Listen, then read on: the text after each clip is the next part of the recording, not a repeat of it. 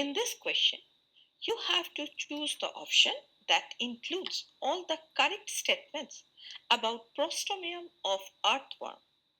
Now, statement A, it serves as a covering for mound. This is correct.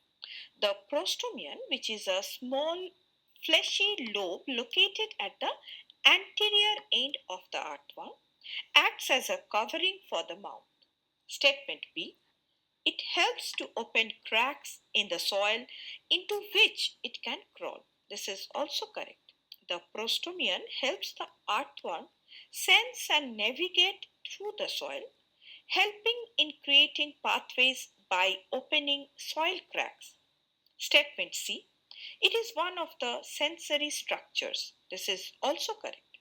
The prostomium is involved in sensory functions, helping the earthworm detect light, chemicals, starch, stimuli as it moves through its environment. Statement D, it is the first body segment.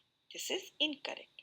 The prostomium is not considered the first body segment, rather, it is a lobe that lies ahead of the first true body segment, that is prostomium of the earthworm.